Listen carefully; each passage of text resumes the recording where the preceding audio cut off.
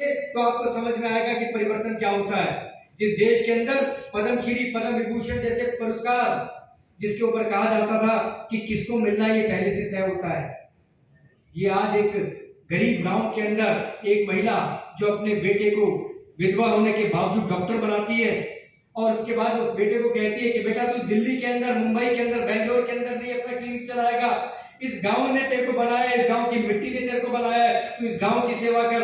और वो डॉक्टर बेटा उस गांव के अंदर काम करता है और हमारे भारत के केंद्र सरकार, हमारे नरेंद्र मोदी जी वो सिफारिश करते हैं ऐसी महिला को जो एक गरीब परिवार से आती है, जिसको पूछने वाला कोई नहीं है कि पद्मश्री और पद्म विभूषण जैसे पुरस्कार ऐसे लोगों को मिलने चाहिए। ये देश के अंदर एक सबसे बड़ा परिवर्तन है।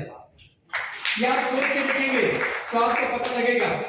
मैं इन सब बातों को करना आता नहीं है। कहने लगे कमल बोल सकते हो, मैंने कहा जी बोल सकता हूँ। कहने लगे तो बोलो कमल कमल कमल कमल। मैंने कहा जी मैं बोलूंगा। तो मैंने वहां से अपनी शुरुआत करी।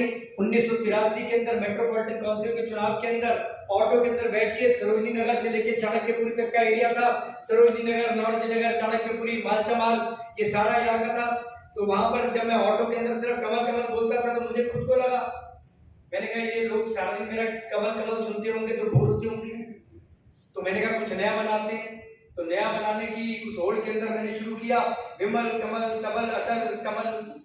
फिर और अच्छा लगा, मैंने कहा और बनाते। उस समय शुरू किया, 5 फरवरी का दिन होगा, कमल चुनाव चिन्ह होगा। फिर और अच्छा लगने लगा। तो एक दिन इंडियन एक्सप्रेस ग्रुप के लोग, टाइम्स ऑफ इंडिया के लोग आ गए, कहने लगे साहब आप खाली यही बोलते हैं, आपको कुछ और भी आता है। मैंने कहा मुझे तो बहुत कुछ आता है। तो उस समय चलता था जात पे ना पात पे मोहर लगा दो हाथ पे। तो हमने उसी को शुरू कर दिया कि जात पे ना पात पे जो मोहर लग गई हाथ पे, चीनी होगी 7 पे, कोयला होगा 8 पे, खुद होगे फुटपाथ पे। तो वहां से शुरू हुआ। तो स्वागत बनाने की प्रक्रिया शुरू हो गई। खुद को भी आनंद आने लगा। जो मैंने अभी यहाँ पर कहा कि मोदी जी और केंद्र सरकार के 8 साल पूरे हुए। इस उपलक्ष्य के ऊपर आज दिल्ली भारतीय जनता पार्टी के 14 जिलों के अंदर बुद्धिजीवी प्रकोष्ठ, जो हमारा इंटेलेक्चुअल सेल है, उसकी इस प्रकार की बुद्धिजीवियों के साथ गोष्ठी थी। आज पूरी दिल्ली में हुई है। नई दिल्ली के अंदर अजय शर्मा जी और इनकी पूरी टीम ने आज यहाँ पर बुद्धिजीवी और प्रबुद्ध नागरिकों को यहाँ पर बुलाकर ये गोष्ठी करी है, जो बहुत ही यकीनन जिसका फ़ायदा पार्टी को मिलेगा। सर, बात करें जनता तक, जो कार्य हुए वो जनता तक कैसे आप लोग पहुंचाएंगे? ये जनता तक ही पहुंचा रहे हैं हम। जो आज हमने यहाँ पर ये गोष्ठी करी, इसके अंदर जो बुद्धिजीवी लोग थे इन तक पहुंचाया। आगे ये ऑल इसको मल्टीप्लाई करेंगे, इसके बाद और आगे जाएगा। क्योंकि अपने किए हुए कामों को बताना और ज़मीन के ऊपर पब्लिक को ये पता लगे कि 8 साल में केंद्र सरकार ने क्या क्या काम किए, ये इसी वर्ग का काम है। और हमारे बाकी सारे साथी कार्यकर्ता इस प्रकार के ये लीफलेट्स हैं हमारे पास में, इनको लेके हम घर घर पे जा रहे हैं। जो हमारे लाभार्थी हैं, जैसे उज्ज्वला योजना है, जो हमारे वैक्सीनेशन कैंप्स हैं, इसके अलावा मुद्रा लोन वाले हैं, स्वनिधि योजना वाले हैं, इन सभी लोगों से हम जाकर स्वयं मिल रहे हैं ताकि ये और लोगों को बता सके कि मोदी जी ने 8 साल के अंदर, केंद्र सरकार ने 8 साल के अंदर किस तरह से एक न्यू इंडिया, एक नए भारत के निर्माण को शुरू किया। लेकिन विपक्ष तो कहीं ना कहीं इस पे सवालिया निशान खड़ा करता है कि 8 साल में क्या किया, कुछ नहीं। विपक्ष कहाँ है? एक परिवारवाद के लोग जो हैं, अगर आप उसको विपक्ष कहते हैं तो हम तो नहीं समझते कहीं पर विपक्ष है। क्योंकि विपक्ष वो होता है जो जनता के मुद्दों को सामने लेके आता है। हम तो नेगेटिव सुनने को भी तैयार हैं, लेकिन उनके पास कुछ है ही नहीं बोलने के लिए। उनके पास किसी भी चीज़ के बारे में बोलने के लिए नहीं है। वो सिर्फ अपनी जान बचाते हुए घूम रहे हैं। क्योंकि उन्होंने जो घोटाले किए हैं 2G, 3G, 4G, 5G, हर जगह पर जो घोटाले किए हैं, आज उनके पास सिर्फ वही है। वो उन्हीं के जवाब अगर दे देंगे तो उसी में वो कामयाब रहें, उतना ही है हमारे लिए। तमाम जनता से क्या कहना चाहिए? सिर्फ एक ही बात कहना चाहते हैं कि मोदी है तो मुमकिन है, और वही करके दिखाया। ओम प्रकाश शर्मा जी, आप यहाँ आए हैं, आपने आप प्रभारी हैं, बुद्धिजीवी प्रकोष्ठ के प्रभारी हैं। तमाम बातें रखी हैं, क्या कहना चाहेंगे जनता से? बस देश के बारे में सोचें, सब लोग देश के बारे में सोचें। मोदी जी का एक ही संदेश है कि नेशन फर्स्ट, फैमिली लास्ट, और you are totally last. So nation के बारे में सोचें और देश का गौरव बढ़े, देश में सुख शांति समृद्धि रहे, इस बात की मोदी जी की ये संदेश है। आपने अपने वक्तव्यों में कहा था कि एक समय पीरियड होता है, जिसका समय है वो उस तक करेगा उन चीज़ों को, लेकिन जहाँ उसका समय खत्म हो गया वो अपने आप ही वो चीज़ें हट जाएंगी। देखिए, ऐसा प्रीवियस बहुत सारी चीज़ों में देखा है। माननीय अटल बिहारी वाजपेयी जी बहुत अच्छा काम कर रहे थे, लेकिन समय ऐसा आया कि वो उस फ्रेम से बाहर हो गए। तो जितने टाइम राजयोग रहा है उतने समय राजयोग किया उन्होंने, और जब राजयोग ख़त्म हो गया तो वो फिर दोबारा पद पर नहीं आए। ऐसे ही बहुत सारे लोगों का ऐसा इतिहास रहा है। एक बार ऐसा विडंबना हुई कि हमारे पास किसी के पास भी बहुमत नहीं था पार्लियामेंट में। 54 आदमियों को लेकर जो चंद्रशेखर जी हैं वो देश के प्रधानमंत्री बन गए। तो वो सब क्या था, 3 महीने तक प्रधानमंत्री रहे। वो सब क्या था, राजयोग था ना। हमारे जितने भी एक्सीडेंटल और प्राइम मिनिस्टर हुए हैं, जैसे इंद्र कुमार गुजराल हैं, देवेगौड़ा जी हैं, चौधरी चरण सिंह जी हैं, वो सब राजयोग। तो राजयोग भी एक काउंट करता है। You can't deny, no one can deny. तमाम देखा जाए तो युवाओं को क्या विशेष संदेश रहेगा? युवा, आज का युवा बदल गया है। आज हिंदुस्तान वो हिंदुस्तान नहीं है जो बहकावे में आ जाए। युवा समझ चुका है कि उसका आगे आने वाला फ्यूचर किसके हाथ में सुरक्षित है। तो ऐसे युवकों को अब भ्रमित होने का कोई प्रश्न नहीं है। इवन देहात में जाइए, देहात में इससे ज़्यादा टैलेंटेड मिलते हैं। वो बोल जाते हैं कि भाई साहब, हमें सिखाने की आवश्यकता नहीं है, हमें अपना रास्ता पता है, किस रास्ते से हमें चलना है। तो अब no one can make be fool to anybody. अब तो वोटर भी इतना समझदार हो गया है, हर चीज़ को वो समझता है। लेकिन फिर भी कई बार वहीं फिर आ गया था ना, भाग्यम फलंती सर्वत्र। जब तक भाग्य में उसके राजयोग है वो राज करेगा। Same case is in Delhi, उसके भाग्य में है राजयोग तो वो कर रहा है। ममता, तमाम जनता को क्या संदेश देना चाहेंगे? आम जनता should do what are the good for the nation. जो देश के लिए है उसके बारे में सोचें, बाकी सब चीज़ों को छोड़ दें। बाकी मोह छोड़ दें कि किसको वोट देना, ये मेरा बिरादरी का है, ये मेरा भाई है। ये सब चीज़ों को छोड़कर देश के बारे में सोचें और सपोर्ट करें जो को देश के लिए, आपके देश के लिए कर रहा है, आपके बच्चों के भविष्य के लिए कर रहा है। जिस आदमी ने सब कुछ छोड़ रखा है, अपना घर बाहर, जो बोलता है कि मेरा परिवार भारत का परिवार है, भारत की 135 करोड़ जनता मेरा परिवार है। तो ऐसे आदमी के साथ, ऐसे नेता के साथ हमें मिलना चाहिए, हमें उनके साथ कदम से कदम बढ़ा के चलना चाहिए। बहुत बहुत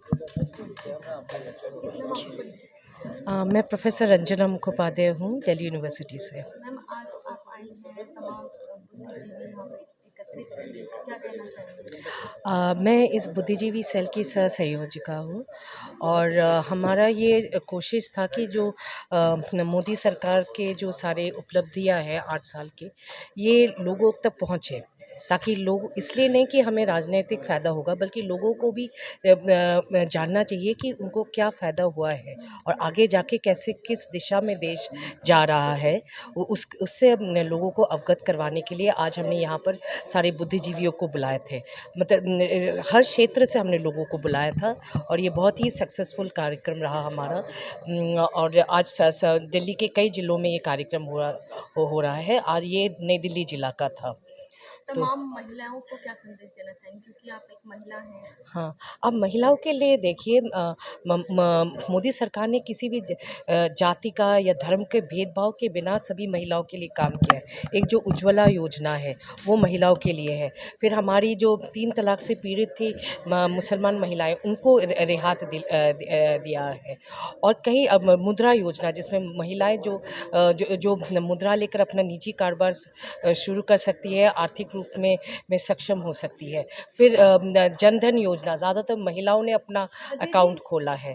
तो ये सारी तो काम महिलाओं के लिए है। तो हम चाहते हैं कि वो और आए और हमारे हाथ सशक्त करें। Thank you. आप आयोजक हैं, इस कार्यक्रम को पूरा आपने लीड किया है सर, क्यों आवश्यकता पड़ी कि हाँ, यह कार्यक्रम होने चाहिए और क्यों होने चाहिए? जी, बहुत अच्छा आपका सवाल है। देखिए, 2014 से जिस तरीके से हमारे देश में जिस तरीके से हम लोगों ने बदलाव देखा है, चाहे वो सुशासन का हो, चाहे गरीब कल्याण के ऊपर हो, चाहे निस्वार्थ सेवा का हो,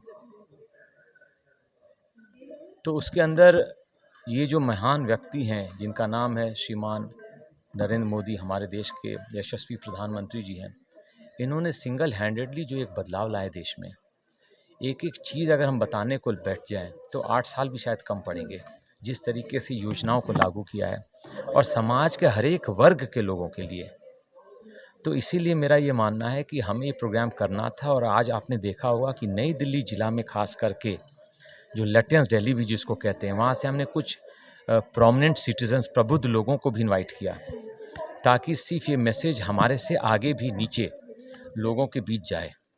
और इसीलिए आप देखिए कि इस कार्यक्रम को हमने किया इस उद्देश्य से कि जो भाजपा के मोदी जी के सपोर्टर हैं वो तो हैं ही, लेकिन जो एक न्यूट्रल थिंकर है, जिसकी थिंकिंग और थॉट प्रोसेस अभी भी न्यूट्रल है, उसको ये प्रस्ताव रखना कि आप क्या सोचते हैं और आपको क्या एक बदलाव दिखता है। इस सारे उद्देश्य के साथ हमने कार्यक्रम किया। और आप जानते हैं कि जिस तरीके से कोविड काल के अंदर जिस लीडरशिप को मोदी जी ने दिखाया, और देश के अंदर जो हमारे जो विपक्ष है, जो हमेशा कहीं ना कहीं क्रिटिसिज्म ही करते दिखता है, और आज भी आप देख रहे हैं कि कुछ लोग अंदर हैं बाहर हैं, हम उन विषय में नहीं जाते, लेकिन गुड गवर्नेंस का जो एक मॉडल दिया है मोदी जी ने, एक जो हर एक सेक्शन ऑफ द सोसाइटी के लिए प्रोग्राम्स और स्कीम्स लेके आए, चाहे वो फार्मर्स हो। आपने देखा आनंद रंगनाथन जी ने कहा कि शायद मोदी जी अगर ये फार्म लॉ इम्प्लीमेंट कर देते तो फार्मर्स का और देश का बहुत बड़ा कल्याण होता। तो ऐसे आनंद रंगनाथन जी भी सोचते हैं कि शायद मोदी जी सही थे कि ये जो 3 फार्म लॉज लाए थे, ये फार्मर्स के कल्याण के लिए, विकास के लिए था। लेकिन कहीं ना कहीं जो हमारे एजेंडा ड्रिवन, सेल्फ एजेंडा जिनके होते हैं ऑपोजिशन लीडर्स में, जो फार्मर्स का बिल्कुल भी वेलफेयर नहीं देख रहे हैं, उनकी वजह से, उनके प्रेशर में आके हमारे प्रधानमंत्री जी मंच पे आए, स्टेज पे आए, टेलीविज़न पे आए, उन्होंने कहा कि हम इस तीनों लॉ को रिपील कर रहे हैं। लेकिन वो जानते थे कि अंदर से कि देश के हित में नहीं है, फार्मर्स के हित में नहीं है। फार्मर्स के हित में वो फार्म लॉ है जो पूरे विपक्ष के साथ बैठ के जिसकी चिंता की गई थी, जिस पे चर्चा की गई थी और उसके बाद उसकी अनाउंसमेंट की गई थी। लेकिन ऑपोजिशन वालों ने इसको, फार्मर्स को इंस्टिगेट करने का काम किया for their own self politics, पेटी पॉलिटिक्स, राष्ट्र को कॉम्प्रोमाइज़ किया, नेशन के इंटरेस्ट को कॉम्प्रोमाइज़ किया। तो ये एक विचारधारा है जिसको हम लोग चाहते हैं कि देश में हर एक कोने कोने तक जाए, हर एक सिटीज़न, खास करके शहरों में, क्योंकि मेट्रो में अभी भी हमको लगता है कि खास करके न्यू दिल्ली, लैटिन्स दिल्ली ऐसे एरिया में जहाँ पे बहुत ही बड़े बड़े influencers, opinion leaders, decision makers रहते हैं, इंडस्ट्रियलिस्ट रहते हैं, लॉयर्स रहते हैं, जर्नलिस्ट रहते हैं, प्रोफेसर्स रहते हैं। तो इनके बीच भी हम चाहते हैं कि चर्चा होनी चाहिए कि नेशन फर्स्ट, अगर हम नेशन के लिए सोचें और उस तरीके से काम करें जैसे हमारे प्रधानमंत्री जी कर रहे हैं, because he is trying to walk the talk, he has led from the front. और ये मैसेज हम चाहते हैं कि हर एक वर्ग, हर एक लेकिन कहीं सिटीजन ना को कहीं जाए। विपक्ष तो है धरने प्रदर्शन करता है जी। इनकी योजनाओं के तहत, जो भी योजना दी गई हैं, जैसे कि लोन की योजना, तो लोन कहीं ना कहीं मिलता नहीं है देखिए, आज आसानी से। आपने विपक्ष में धरना प्रदर्शन की बात की, मैं भी ड्यू रिस्पेक्ट पूछ रहा हूँ कि आज विपक्ष के किसी नेता को इन्फोर्समेंट डायरेक्टरेट ने बुलाया, उसके ऊपर भी कांग्रेस ने प्रोटेस्ट किया। तो क्या आप करप्शन के अगेंस्ट प्रोटेस्ट कर रहे हैं या करप्शन के फेवर में प्रोटेस्ट कर रहे हैं? ये ऑपोजिशन को एक्सपोज करता है। एक यहाँ पे आप करप्शन के चार्जेस लगे 8 हैं साल और आप उसके अगेंस्ट प्रोटेस्ट कर रहे हैं। What is the message you are giving कि opposition is protesting for corruption? एक तरफ आप 8 साल जो इनकी महत्वपूर्ण योजना है उनको गिनवा रहे हैं, और एक तरफ विपक्ष जो है भारत जोड़ो मिशन के तहत ये कार्यक्रम कर रहा है। क्या भारत जुड़ा नहीं है क्या? अभी जोड़ने की योजना बना रहा है, क्यों? देखिए, विपक्ष के पास कोई मुद्दा है ही नहीं। विपक्ष के जो लीडर्स हैं, चाहे आप, मैं किसी राज्य का नाम नहीं लूँगा, आज भी वो फैमिली पॉलिटिक्स, डायनेस्टी पॉलिटिक्स की बात करते हैं, चाहे किसी राज्य में हो, मैं जाऊँगा नहीं जहाँ विपक्ष की बात हो रही है। सो इस चीज़ को मोदी जी ने बिल्कुल रिजेक्ट किया है, नेग्लेक्ट किया है। और आप देखें कि विपक्ष के पास कोई पॉलिसी, कोई एजेंडा है ही नहीं देश के लिए। विपक्ष का एक ही एजेंडा है कि किसी तरीके से हम पावर में आ जाएं, और मोदी जी का एक ही एजेंडा है, नेशन फर्स्ट, कि नेशन को आगे रखना है, राष्ट्र को आगे रखना है। और राष्ट्र, नेशन और नेशनलिज्म को ज़्यादा हम कंफ्यूज करते हैं कि जो भाजपा के लिए बोलता है वो रेडिकल है, कट्टर है, ऐसा कुछ नहीं है। Every nation has to have an identity, चाहे वो यूएस हो, चाहे वो फ्रांस हो, चाहे वो इंडिया हो। So therefore, what is our national identity? We need to do that. We need to we need to introspect on that कि नेशन की क्या आइडेंटिटी होनी चाहिए। सर और अभी आप देखेंगे कि कुछ मॉन्यूमेंट्स को लेके भी कुछ कंट्रोवर्सी हो रही है। तो प्लीज़ मैं रिमाइंड करवाना चाहूँगा अपने ऑडियंस से इसको कि इंडिया हैज़ अ हिस्ट्री जहाँ पे हमारे पास मुगलों का भी इन्वेजन हुआ, अंग्रेज़ों का भी इन्वेजन हुआ और हमारे कल्चर को किस तरीके से इन्होंने कुचला। तो हमको उस कल्चर को भी रिसर्च करना है जिसको उन्होंने तोड़ तोड़ के मस्जिदें बनाई। So all this things have to come into consideration somewhere और द अदर। सर कहे तो युवा को खींच लेते, तो युवाओं को क्या विशेष रूप से मैसेज देना चाहिए? देखिए मैं मानता हूँ कि आज युवा जो हमारे देश की है वो प्रधानमंत्री जी से बहुत प्रभावित है। इस बात को मैं पूर्ण विश्वास करता हूँ और कहीं ना कहीं मुझे दिखता भी हो, चाहे राष्ट्र के स्वाभिमान का सवाल हो, चाहे राष्ट्र की सुरक्षा का सवाल हो, जिस तरीके से मोदी जी ने लीडरशिप दिखाई है, जिस तरीके से हम लोग ने देश में डिटरेंस क्रिएट किया है, देश के नवयुवक हों या चाहे हमारे सरहद पे जवान हों, वो हर एक आदमी आज मोटिवेटेड है क्योंकि उनके पास एक एजेंडा है, the national identity, the national progress, the national integration. ये एक एजेंडा है। हम अपने घर के लिए, अपने खानदान, अपने परिवार के लिए नहीं सोचे, हम देश के लिए पहले सोचें और अगर देश विकास करेगा तो हम सब आगे बढ़ेंगे। ऐसा मानना है मोदी जी का और मेरे ख्याल से युवक भी इन चीज़ों को मानती है आज। राष्ट्र की एकता, अखंडता और समरसता को बनाए रखने के लिए क्या संदेश देना चाहिए? सो देयरफॉर देखिए, हम लोगों को किसी भी लूज टॉक्स में जहाँ ऑपोजिशन हमको मिसलीड करने की कोशिश करती है, मिसगाइड करने की कोशिश करती है, उससे बचना चाहिए। हमारे पास एक देश में एक ऐसा लीडर है जो बिल्कुल भी इस वक्त किसी भी इंटरेस्ट से ऊपर है। उनका एक ही इंटरेस्ट है, राष्ट्र सर्वप्रिय। सो नेशन इंटरेस्ट को बिल्कुल अपना आगे रखते हैं और मैं युवकों को यही मैसेज देना चाहता हूँ कि अपोजिशन की ये जो प्रोपेगेंडा होता है और ये जो मिसगाइड करने की कोशिश करते हैं फॉर देयर ओन सेल्फ पेटी पॉलिटिक्स, उससे राइज करना चाहिए। और मुझे पूरा विश्वास है कि वो इन चीज़ों को जानते हैं और समझते हैं और उनको ये भी बात पता है हमारे नवयुवकों को कि हमारे मोदी जी किन इश्यूज़ के लिए खड़े हैं और उनको पूरा समर्थन है उनका। धन्यवाद। Thank you.